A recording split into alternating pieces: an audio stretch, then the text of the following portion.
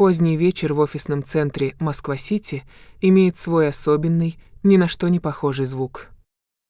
Это гул мощной вентиляции, похожий на дыхание спящего великана, и тихий, почти виноватый шорох моей швабры по дорогому паркету.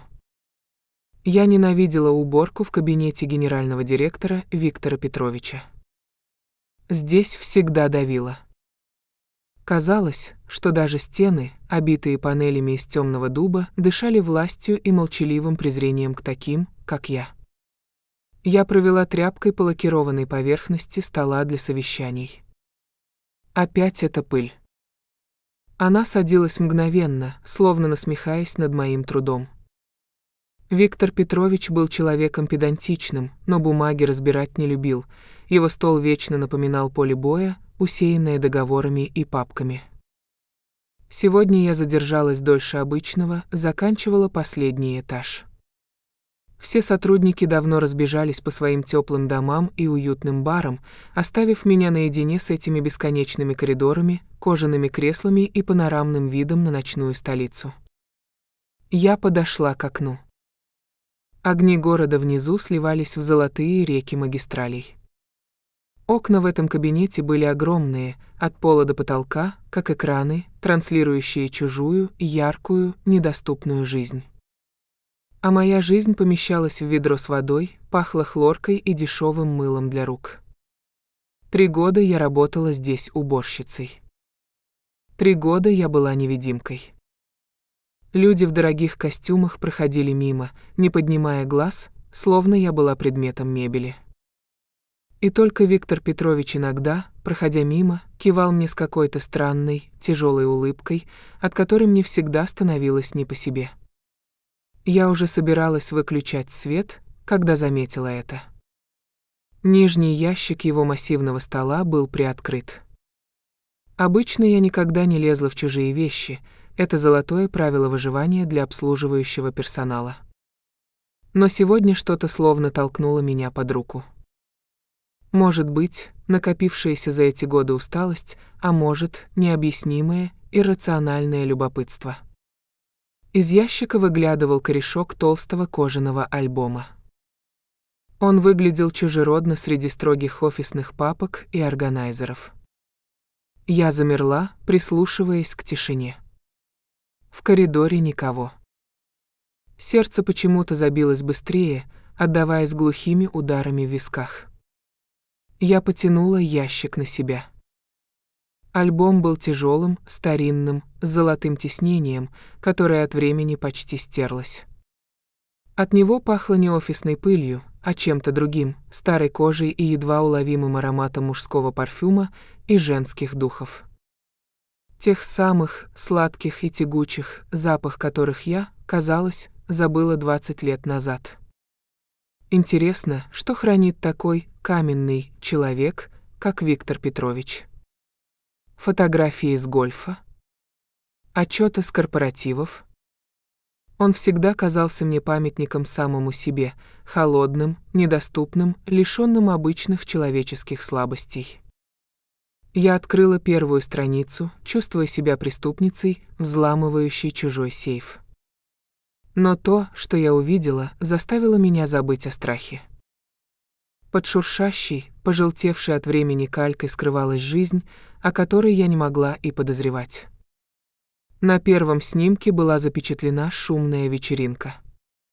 Судя по одежде и прическам, конец 90-х или самое начало 2000-х. Развешанные гирлянды, пластиковые стаканчики, счастливые, пьяные лица. А в центре он. Виктор Петрович. Только совсем другой. Молодой, с густой темной шевелюрой, без следа нынешней седины и чопорности. Он смеялся, широко открыв рот, и обнимал за плечи какую-то девушку, чье лицо было скрыто тенью. Неужели он когда-то умел так смеяться? Было до жути странно видеть своего грозного начальника живым человеком. Я перелистнула страницу. Свадьба друзей, пикник на природе, какая-то поездка на море на старых «Жигулях». Лица мелькали, менялись, но Виктор всегда был где-то в центре, излучая уверенность и силу. И вдруг одна фотография выпала из альбома, словно сама просилась мне в руки. Она мягко спланировала на ковролин. Я наклонилась, подняла ее, и время для меня остановилось. В кабинете стало тихо, так тихо, что я слышала, как кровь шумит в ушах. На снимке была женщина. Молодая, ослепительно красивая, с распущенными каштановыми волосами, которые развевал ветер. Она стояла на фоне цветущего яблоневого сада, щурилась от солнца, и в ее глазах светилось такое абсолютное, безграничное счастье, какого я никогда не видела в реальной жизни. Но дело было не в счастье. Дело было в лице. Это лицо я видела каждое утро в зеркале, только постаревшее и уставшее. И это же лицо я видела в своих детских кошмарах, когда звала маму, а она не приходила. «Мама», – прошептала я, не веря своим глазам. Голос сорвался на хрип. Я помнила ее другой. Уставший, с серым цветом лица, вечно раздраженный, считающий копейки до зарплаты. Я помнила ее плачущей на кухне. Я помнила ее спину, когда она уходила. Но здесь, на этом фото, она была другой. Живой. Любимый. Дрожащими пальцами я перевернула фотографию. На обороте, выцветшими синими чернилами, знакомым размашистым почерком было выведено «Моя единственная». Лето 2001 года. А чуть ниже, другой рукой, более твердой и острой, «Навеки твой, в П». В П. Виктор Петрович. Нет, это бред. Этого просто не может быть. Моя мама – простая женщина из провинции, которая всю жизнь тянула лямку бедности. А он – владелец империи, человек из другого мира. Как их пути могли пересечься? И не просто пересечься. «Навеки твой» так не пишут случайным знакомым. Так пишут тем, кого любят до безумия. Я опустилась прямо на пол, прижавшись спиной к дорогому столу. В голове начал складываться пазл, детали которого я раньше даже не замечала. Его странные взгляды, когда я только устроилась сюда. То, как он легко взял меня на работу без опыта и рекомендаций. Его вопросы о моем здоровье, которые я принимала за вежливость. «Как вы себя чувствуете, Наталья? Не дует ли вам из окна?» Я думала, он просто добрый пожилой джентльмен. А он знал. Он знал мою мать. Я сидела на полу в пустом кабинете, сжимая в руке глянцевый квадратик фотобумаги и чувствовала, как внутри закипает холодная, злая обида. Обида за мать, которая пропала 20 лет назад. Обида за себя, выросшую в тесной квартире с бабушкой, донашивая вещи за соседями. И злость на него, на этого холеного мужчину, который сидел в этом кресле, подписывал миллионные контракты, пока мы считали деньги на хлеб. В памяти вспыхнуло воспоминание, яркое и болезненное, словно ожог. Мне 5 или 6 лет. Мы живем в какой-то съемной комнате. Мама собирает старый коричневый чемодан. Она плачет, размазывая тушь по щекам, руки у нее трясутся, она никак не может застегнуть замок. «Я скоро вернусь, Наташка», — говорила она, целуя меня в макушку. От нее пахло дождем и страхом. «Я заработаю денег, много денег, и заберу тебя. Мы поедем на море.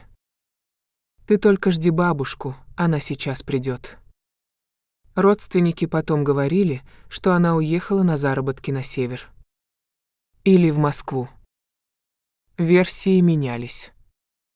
Бабушка поджимала губы и называла ее непутевой. Но никто, ни один человек не сказал мне правды. А теперь эта фотография. Неужели Виктор Петрович был причиной того, что она уехала? Или того, что она не вернулась. На обороте фото стояла дата лето 2001. Я родилась в 2002, мороз пробежал по коже. Если они были вместе в 2001, и у них была такая любовь. Я вскочила на ноги и бросилась к альбому. Я листала страницы, уже не заботясь о том, чтобы быть аккуратной. Вот они вместе у реки. Вот он держит ее за руку в ресторане. А вот последний снимок. Он был вложен отдельно, в конверт. На нем мама сидит в профиль, и видно, что она беременна. Срок небольшой, но животик уже заметен. У меня перехватило дыхание. Я выронила альбом. Глухой стук показался мне выстрелом. Значит, я не дочь случайного летчика, как язвительно говорила бабушка. Я не ошибка молодости. Я дочь человека, который сидит в этом кабинете. Я дочь Виктора Петровича. И он знал это. Он все эти 3 года смотрел, как я мою полы в его кабинете, как я выношу мусорные корзины, как я считаю копейки в столовой. Он смотрел и молчал. Меня захлестнула такая ярость, что захотелось разнести этот кабинет в щепки. Перевернуть этот стол, разбить панорамное окно. Он украл у меня отца. Он украл у меня нормальную жизнь. Но самое страшное, возможно, он украл у меня и мать.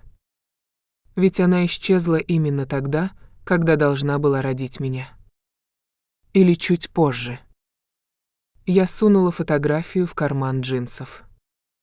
Руки дрожали так, что я с трудом смогла закрыть ящик стола. Я не могла сейчас просто уйти домой и лечь спать. Я должна была узнать правду. Всю правду, какой бы уродливой она ни была. Утро следующего дня встретило меня свинцовым небом и головной болью. Я не спала ни минуты, всю ночь прокручивая в голове сценарии разговора. Страх ушел, сгорел в огне ненависти. Осталась только ледяная решимость. Я вошла в приемную ровно в 9.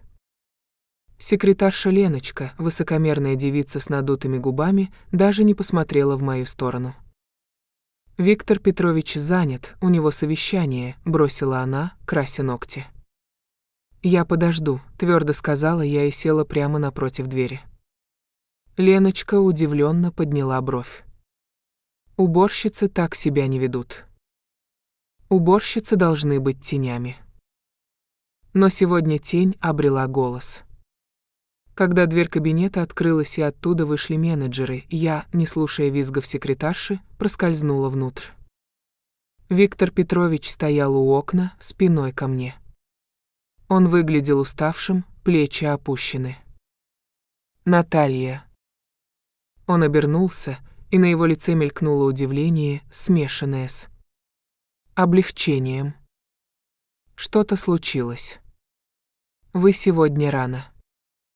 Я молча подошла к столу и положила перед ним фотографию. Ту самую, где они с мамой счастливы в яблоневом саду.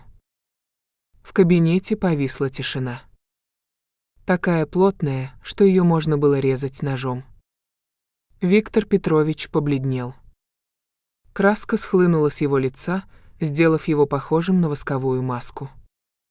Он медленно опустился в кресло, не сводя глаз со снимка. «Где вы это взяли?» Его голос прозвучал глухо, как из подземелья. «В нижнем ящике вашего стола», — честно ответила я. «Скажите мне только одно, Виктор Петрович. Это правда?» Он поднял на меня глаза. В них больше не было силы и власти. В них был страх. Животный, липкий страх старика, пойманного на месте преступления. «Наташа, послушай», — начал он, и этот переход на «ты» резанул слух. «Все не так просто. Ты не поймешь». «Чего я не пойму?» Мой голос задрожал, но я заставила себя говорить громче. Того, что вы спали с моей матерью? Того, что вы мой отец? Или того, что вы позволили мне 3 года драить ваши унитазы, зная, что в моих жилах течет ваша кровь? Он дернулся, как от пощечины. Я не мог иначе. Воскликнул он. У меня семья, репутация. Светлана, моя жена, она бы уничтожила меня. Она владеет половиной акций компании. Если бы она узнала о тебе или о твоей матери, и поэтому мама исчезла. Тихо спросила я, вы заплатили ей, чтобы она уехала? Или сделали что-то похуже? Нет. Он вскочил, опрокинув стакан с водой. Я никогда не причинял ей зла. Она ушла сама. Она была гордой. Она не хотела быть содержанкой. Я предлагал ей деньги, квартиру, она отказалась. Она сказала, что воспитает тебя сама. И где она сейчас? Прошептала я. Виктор Петрович отвел взгляд. Я не знаю. Я искал ее. Честно искал первые 5 лет. Но она словно растворилась. А потом я нашел тебя. Случайно, через базу данных персонала. Фамилия редкая, отчество. Я проверил. И решили нанять меня уборщицей, закончила я с горькой усмешкой. Заботились обо мне. Я хотел, чтобы ты была рядом. Выпалил он. Чтобы я мог видеть, что ты жива, здорова. Я боялся подойти ближе. Боялся, что правда всплывет. Наташа. Он полез во внутренний карман пиджака и достал чековую книжку. Я виноват перед тобой. Я очень виноват. Давай решим это цивилизованно. Я выпишу тебе чек. На любую сумму. Купишь квартиру, уедешь за границу. Только, пожалуйста, давай сохраним это в тайне. Он протягивал мне ручку и бумажку. Трясущейся рукой. Он пытался откупиться. Купить 20 лет сиротства. Купить мою маму. Купить мое молчание. Я смотрела на этот чек и чувствовала, как внутри что-то умирает. Последняя надежда на то, что у него есть совесть. Я не взяла чек. Я просто развернулась и вышла из кабинета, оставив его сидеть с протянутой рукой над столом. Мне нужно было время. Мне нужен был воздух. Вечером я сидела на кухне у своей подруги Ольги. Она была единственным человеком, кому я могла довериться. Ольга слушала, не перебивая, только подливала мне горячий чай. «Не бери деньги, Наташ», — твердо сказала она, когда я закончила рассказ. «Ради Бога, не бери. Если возьмешь, ты признаешь, что тебя можно купить. И он успокоится. Он решит проблему. А твоя проблема не в деньгах». «А в чем?» — спросила я, глядя в чашку. «В правде», — Ольга стукнула ладонью по столу. «Он врет. Она ушла сама, она была гордой, чушь собачья. Женщина с маленьким ребенком на руках, без жилья и работы, не отказывается от помощи отца-миллионера из гордости. Она бежит от опасности. Или ее заставляют бежать. Ты думаешь, он угрожал ей? Я думаю, тебе нужно ехать домой. В старую квартиру бабушки. Разбирать антресоли. Искать документы, письма, дневники. Что-то должно было остаться. Твоя мама не могла исчезнуть бесследно, не оставив тебе страховки. Ольга была права. На следующие выходные я поехала в поселок, где стоял наш старый, покосившийся дом. Бабушка умерла 2 года назад, и дом стоял пустой, холодный и сырой. Я поднялась на чердак. Там, среди старых пальто и сломанных лыж, стояла коробка с мамиными вещами, которую бабушка запрещала мне трогать. Я чихала от пыли, перебирая школьные тетради, открытки. И, наконец, на самом дне, под стопкой журналов «Бурда», я нашла то, что искала. Это была не сберкнижка и не деньги. Это была папка с документами. Внутри лежали письма.